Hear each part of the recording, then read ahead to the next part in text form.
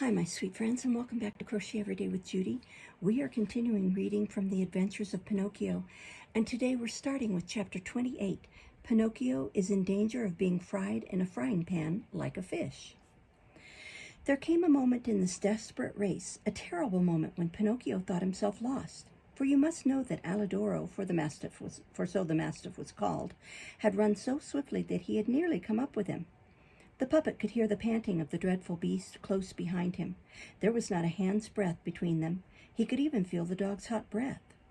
Fortunately, the shore was close and the sea but a few steps off. As soon as he reached the sands, the puppet made a wonderful leap. A frog could have done no better, and plunged into the water. Alidoro, on the contrary, wished to stop himself, but carried away by the impetus of the race, he also went into the sea. The unfortunate dog could not swim, but he made great efforts to keep himself afloat with his paws, but the more he struggled, the farther he sank head downwards under the water. When he rose to the surface again, his eyes were rolling with terror, and he barked out, "I am drowning! I am drowning!" "Drown!" shouted Pinocchio from a distance, seeing himself safe from all danger. "Help me, dear Pinocchio, save me from death." At that agonizing cry, the puppet, who had in reality an excellent heart, was moved with compassion, and turning to the dog, he said, "But if I save your life, will you promise to give me no further annoyance and not to run after me?" "I promise, I promise. Be quick, for pity's sake, for if you delay another half-minute, I shall be dead." Pinocchio hesitated, but remembering that his father had often told him that a good action is never lost, he swam to Alidoro, and taking hold of his tail with both hands, brought him safe and sound onto the dry sand of the beach. The poor dog could not stand. He had drunk against his will so much salt water that he was like a balloon. The puppet, however, not wishing to trust him too far, thought it more prudent to jump again into the water. When he had swum some distance from the shore, he called out to the friend he had rescued, "Goodbye, Alidoro. A good journey to you, and take my compliments to all at home." "Goodbye, Pinocchio," answered the dog. "A thousand thanks for having saved my life.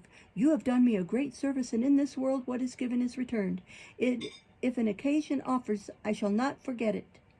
Pinocchio swam on, keeping always near the land.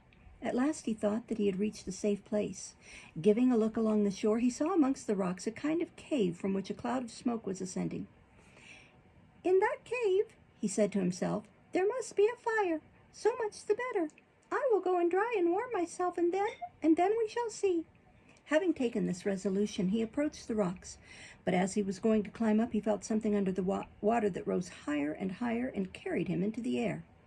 He tried to escape, but it was too late, for to his extreme surprise, he found himself enclosed in a great net, together with a swarm of fish of every size and shape, who were flapping and struggling like so many despairing souls. At the same moment, a fisherman came out of the cave. He was so ugly, so horribly ugly, that he looked like a sea monster. Instead of hair, his head was covered with a thick bush of green grass. His skin was green, his eyes were green, his long beard that came down to the ground was also green. He had the appearance of an immense lizard standing on its hind paws. When the fisherman had drawn his net out of the sea, he exclaimed with great satisfaction, "Thank heaven, again today I shall have a splendid feast of fish." "What a mercy that I am not a fish," said Pinocchio to himself, regaining a little courage. The net full of fish was carried into the cave, which was dark and smoky. In the middle of the cave, a large frying pan full of oil was frying, and sending out a smell of mushrooms that was suffocating. "Now we will see what fish we have taken," said the green fisherman. And putting into the net an enormous hand, so out of all proportion that it looked like a baker's shovel, he pulled out a handful of mullet. "These mullet are good," he said, looking at them and smelling them complacently. And after he had smelt them, he threw them into a pan without water. He repeated the same operation many times, and as he drew out the fish, his mouth watered, and he said, chuckling to himself, "What good whiting!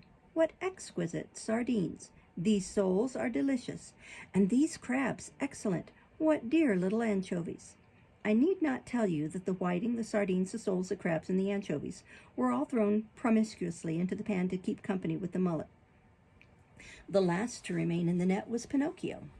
No sooner had the fisherman taken him out than he opened his big green eyes with astonishment and cried, half frightened, "What species of fish is this? Fish of this kind I have never remembered to have eaten."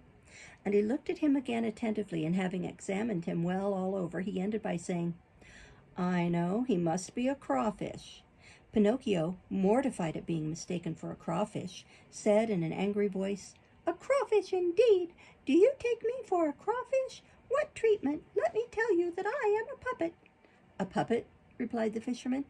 "To tell the truth, a puppet is quite a new fish for me. All the better. I shall eat you with greater pleasure." "Eat me? But will you understand that I am not a fish? Do you hear that I talk and reason as you do?" "That is quite true," said the fisherman. "And as I see that you are a fish possessed of the talent of talking and reasoning as I do, I will treat you with all the attention that is your due." "And this attention?" "In token of my friendship and particular regard, I will leave you the choice of how you would like to be cooked. Would you like to be fried in the frying pan, or would you prefer to be stewed with tomato sauce?" "To tell the truth," answered Pinocchio, "if I am to choose, I should prefer to be set at liberty and to return home." "You are joking. Do you imagine that I would lose the opportunity of tasting such a rare fish? It is not every day, I assure you, that a puppet fish is caught in these waters. Leave it to me. I will fry you in the frying pan with the other fish, and you will be quite satisfied. It is always consolation to be fried in company." At this speech, the unhappy Pinocchio began to cry and scream and to implore for mercy, and he said, sobbing, "How much better it would have been if I had gone to school! I would listen to my companions, and now I am paying for it." And he wriggled like an eel and made indescribable efforts to slip out of the clutches of the green fisherman. But it was useless. The fisherman took a long strip of rush, and having bound his hands and feet as if he had been a sausage, he threw him into the pan with the other fish. He then fetched a wooden bowl full of flour and began to flour them each in turn, and as soon as they were ready, he threw them into the frying pan. The first to dance in the boiling oil were the poor whiting. The crabs followed, then the sardines, then the soles, then the anchovies, and at last it was Pinocchio's turn. Seeing himself so near death, and such a horrible death, he was so frightened and trembled so violently that he had neither voice nor breath left for further entreaties. But the poor boy implored with his eyes. The green fisherman, however, without caring in the least, plunged him 5 or 6 times in the flour until he was white from head to foot and looked like a puppet made of plaster. He then took him by the head and... Chapter 29. He returns to the fairy's house. She promises him that on the following day he shall cease to be a puppet and shall become a boy. Just as the fisherman was on the point of throwing Pinocchio into the frying pan, a large dog entered the cave, enticed there by the strong and savory odor of fried fish. "Get out!" shouted the fisherman threateningly, holding the floured puppet in his hand. But the poor dog, who was as hungry as a wolf, whined and wagged his tail as much as to say, "Give me a mouthful of fish, and I will leave you in peace."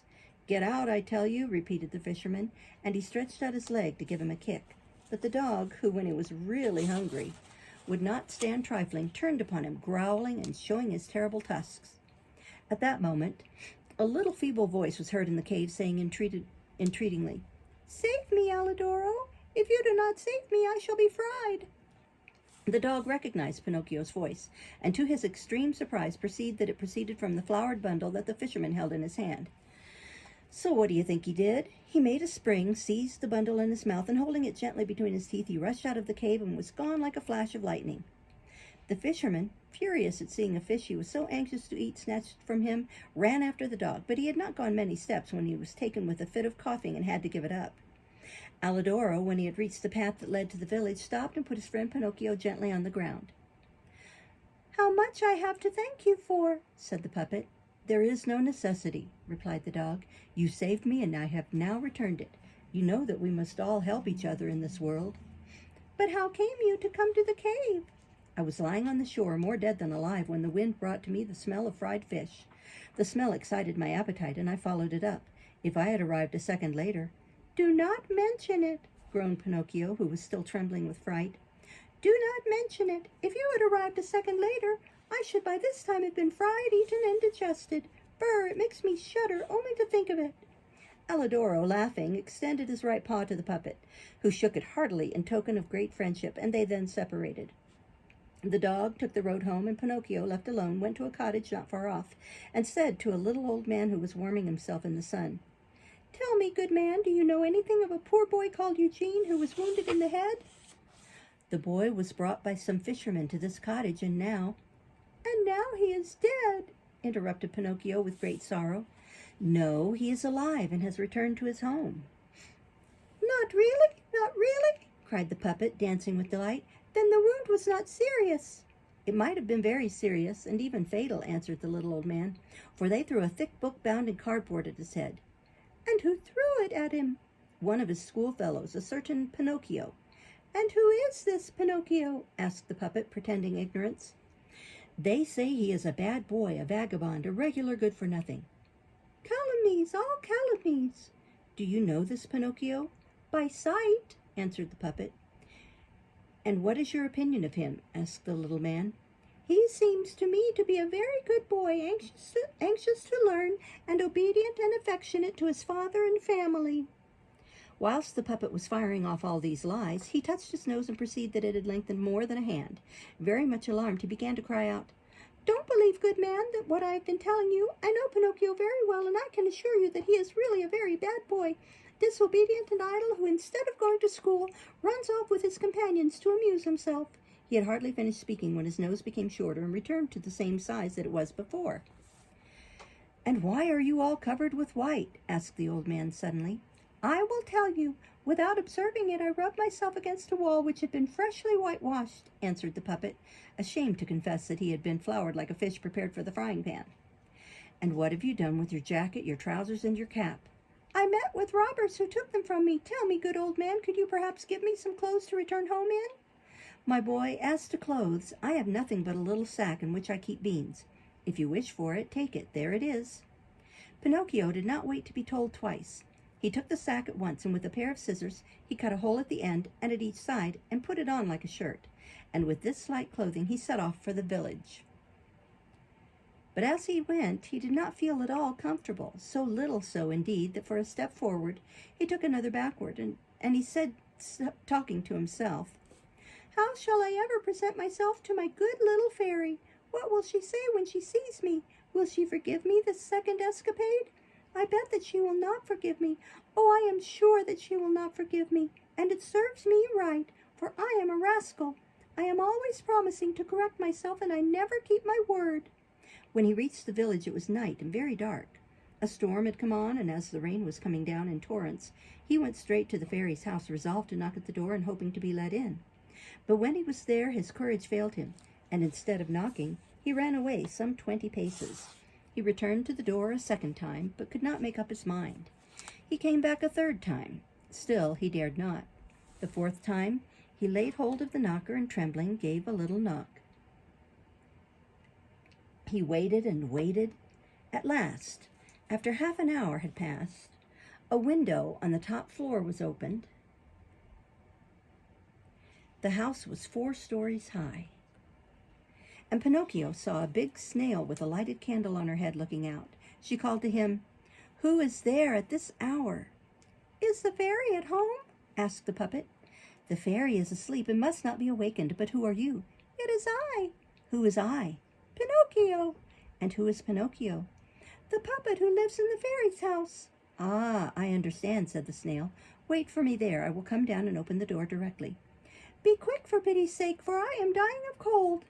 "My boy, I am a snail, and snails are never in a hurry."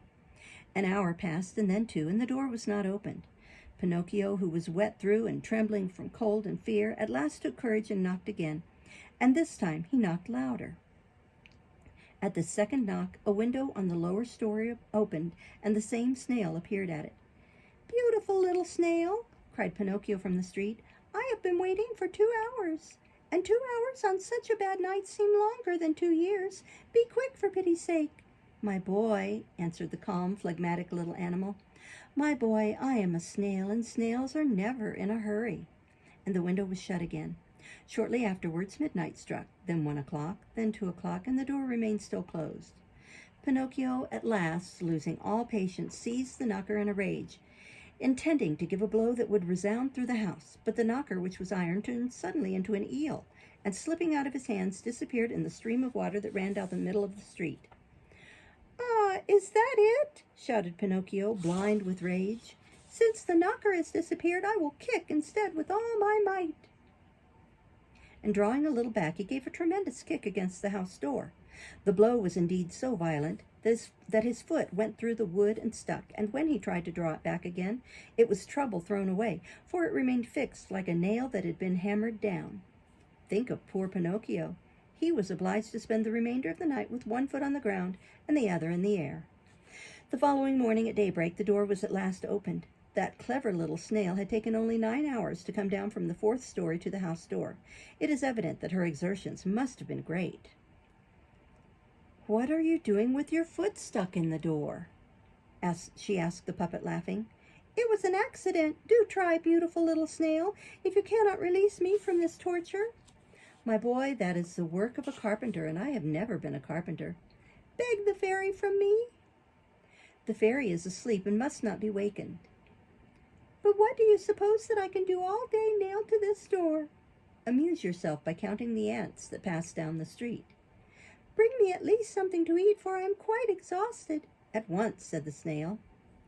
In fact, after 3 hours and a half, she returned to Pinocchio carrying a silver tray on her head. The tray contained a loaf of bread, a roast chicken, and 4 ripe apricots. "Here is the breakfast that the fairy has sent you," said the snail.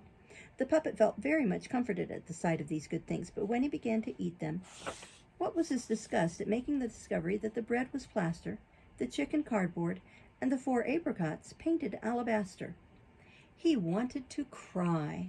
In his desperation, he tried to throw away the tray and all that was on it, but instead, either from grief or exhaustion, he fainted away. When he came to himself, he found that he was lying on a sofa and the fairy was beside him. "I will pardon you once more," the fairy said, "but woe to you if you behave badly a 3rd time." Pinocchio promised and swore that he would study and that for the future he would always conduct himself well. And he kept his word for the remainder of the year. Indeed, at the examinations before the holidays, he had the honor of being the first in the school, and his behavior in general was so satisfactory and praiseworthy that the fairy was very much pleased and said to him, "Tomorrow your wish shall be gratified." "And that is?" "Tomorrow you shall cease to be a wooden puppet and you shall become a boy." No one who had not witnessed it could ever imagine Pinocchio's joy at this long-sighed-for good fortune. All his schoolfellows were to be invited for the following day to a grand breakfast at the fairy's house, that they might celebrate together the great event. The fairy had prepared 200 cups of coffee and milk, and 400 rolls cut and buttered on each side. The day promised to be most happy and delightful, but unfortunately, in the lives of puppets there is always a "but" that spoils everything. Chapter 30. Pinocchio starts secretly with his friend Candlewick for the land of boobies. Pinocchio, as was natural, asked the fairy's permission to go round the town to make the invitations, and the fairy said to him, "Go if you like and invite your companions for the breakfast tomorrow, but remember to return home before dark. Have you understood?" "I promise to be back in an hour," answered the puppet. Take care, Pinocchio. Boys are always very ready to promise, but generally they are little given to keep their word. "But I am not like other boys. When I say a thing, I do it." "We shall see. If you are disobedient, so much the worse for you." "Why?" "Because boys who do not listen to the advice of those who know more than they do always meet with some misfortune or other."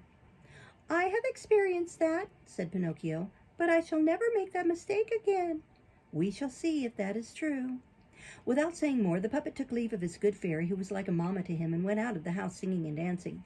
In less than an hour, all his friends were invited. Some accepted at once heartily. Others at first required pressing, but when they heard that the rolls to be eaten with the coffee were to be buttered on both sides, they ended by saying, "We will come also to do you a pleasure." Now I must tell you that amongst Pinocchio's friends and schoolfellows, there was one that he greatly preferred and was very fond of. This boy's name was Romeo, but he always went by the name of Candlewick, because he was so thin, straight, and bright, like the new wick of a little nightlight. Candlewick was the laziest and the naughtiest boy in the school, but Pinocchio was devoted to him. They had indeed gone at once to his house to invite him to the breakfast, but he had not found him. He returned a second time, but Candlewick was not there. He went a third time, but it was in vain. Where could he search for him? He looked here, there, and everywhere, and at last he saw him hiding in the porch of a peasant's cottage. "What are you doing there?" asked Pinocchio, coming up to him. "I am waiting for midnight to start." "Why? Where are you going?" Very far, very far, very far away." "And I have been 3 times to your house to look for you." "What did you want with me?" "Do you not know the great event? Have you not heard of my good fortune?" "What is it?" "Tomorrow I cease to be a puppet, and I become a boy like you and like all other boys." "Much good may it do you." "Tomorrow, therefore, I expect you to breakfast at my house." "But when I tell you that I am going away tonight?" "At what o'clock?" "In a short time." And where are you going? I'm going to live in a country, the most delightful country in the world, a real land of cocaine.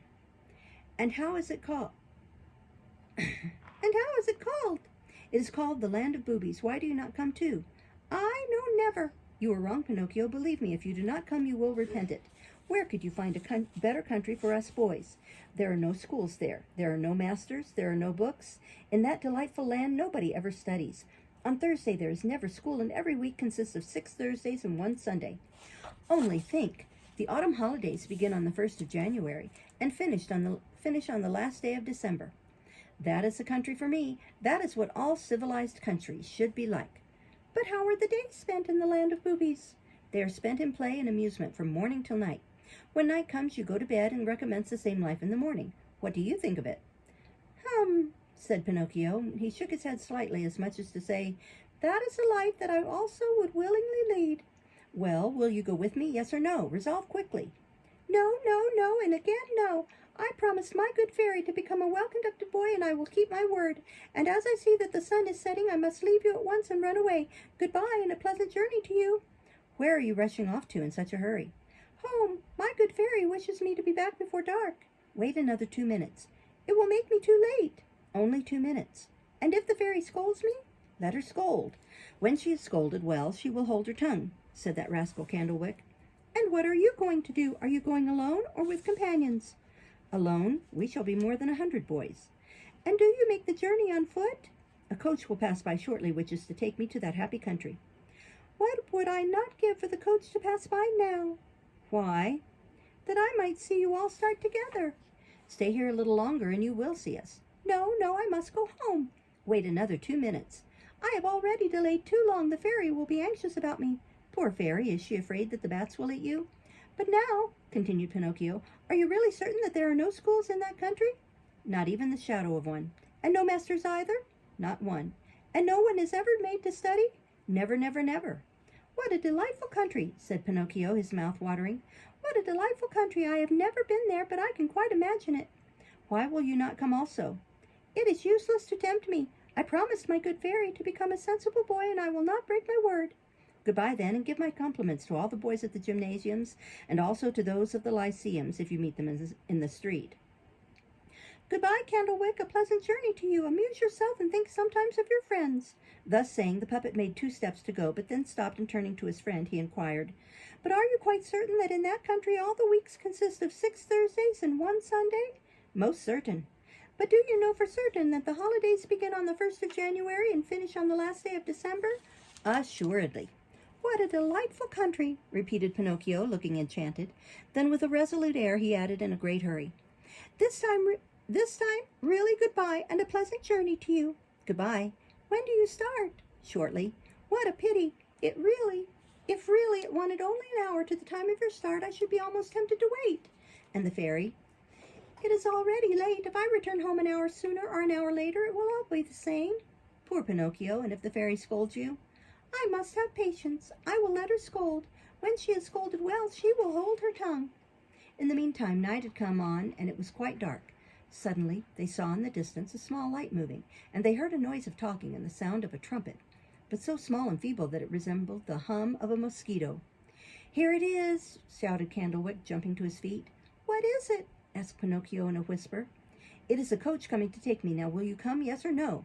But is it really true? Asked the puppet. That in that country boys are never obliged to study? Never, never, never. What a delightful country! What a delightful country! What a delightful country!